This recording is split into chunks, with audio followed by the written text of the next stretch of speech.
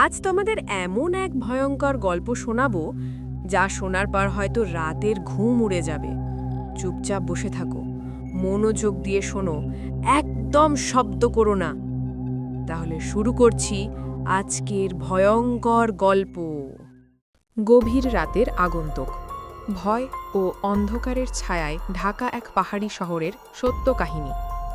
৯ June ২০১৮। পাহাড়ি অঞ্চলে বর্ষাকাল যেন অভিশাপের মতো নেমে আসে। বৃষ্টি এখানে শুধু জল নয়, কখনো তা ধ্বংসের দূত হয়ে আসে। মাটি ধসে পড়ে, নদী উথলে ওঠে, আর আকাশ যেন ক্রোধে গর্জে ওঠে।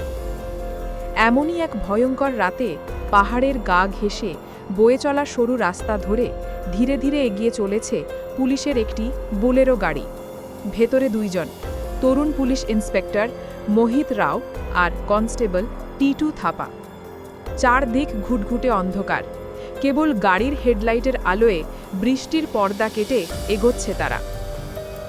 টিটু, গাড়িটা একপাশে দাঁড় করাও, বৃষ্টি খুব জোরে পড়ছে, রাস্তা দেখাই যাচ্ছে না একেবারে। মোহিত জানালার বাইরে তাকিয়ে বলল, জি স্যার জি।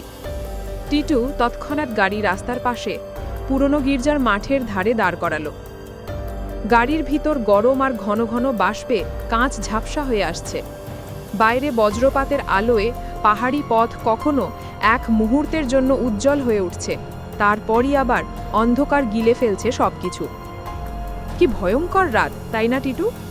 মোহিত হালকা হাসল, কিন্তু সেই হাসিতে আশ্বাসের চেয়ে অস্বস্তিই বেশি ছিল। টিটু বলল, হ্যাঁ স্যার, এই বৃষ্টিতে পাহাড়ও যেন নিঃশ্বাস নিতে পারে না। তবে আদেশ তো আদেশ, পেট্রোলিং থামানো যাবে না। বৃষ্টির গর্জনের মাঝে কিছুক্ষণ নীরবতা। হঠাৎ টুপ টুপ টুপ, তারপর ক্রমশ জোরে ঠাস ঠাস ঠাস। কেউ যেন গাড়ির কাঁচে জোরে জোরে আঘাত করছে। দুজনেই চমকে উঠল। মোহিত টর্চটা হাতে তুলে নিল। কেউখানে? বৃষ্টির শব্দ ছাড়া কোনো উত্তর নেই। কাঁচের ওপারে শুধু ঝাপসা জল আর কালো রাত। টিটু আতঙ্কিত কণ্ঠে বলল, স্যারজি, কেউ হয়তো বিপদে আছে, সাহায্য চাইছে। হয়তো তাই বলেই মোহিত ধীরে ধীরে কাঁচ নামালো। কাঁচ নামানো মাত্রই হিমেল এক ঝাপটা বাতাস যেন মৃত্যু শীতলতা বয়ে আনল। বৃষ্টি ছিটকে এসে মোহিতের মুখে পড়ল। হঠাৎ তার চোখ বড় হয়ে গেল। তার গলায় একটা বরফ ঠান্ডা হাত শক্ত করে চেপে ধরেছে। স্যারজি, কি হলো স্যারজি? টিটু চিৎকার করে মোহিতকে টানতে গেল, কিন্তু বর মুহূর্তে এসে থমকে গেল। অন্ধকারের মধ্যে দাঁড়িয়ে থাকা ছায়া মূর্তি তারও গলা চেপে ধরেছে। এক জোড়া জ্বলন্ত চোখ, লম্বা তীক্ষ্ণ নখ, আর সেই নখের আঁচড়ে দুজনের জীবন যেন নিভে গেল একসাথে। বৃষ্টির শব্দে ডুবে গেল তাদের শেষ নিঃশ্বাসের শব্দ। গির্জার মাঠের পাশে বোলেরো গাড়িটি নিথর হয়ে রইল।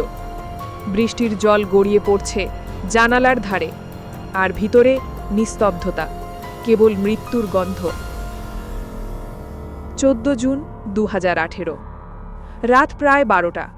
আকাশে আবার মেঘ জমেছে। কদম বাইকে চেপে যাচ্ছিল পাহাড়ি পথে। চারদিক নিস্তব্ধতা, কেবল দূরে বজ্রের গর্জন। সে মুখ তুলে একবার আকাশের দিকে তাকালো।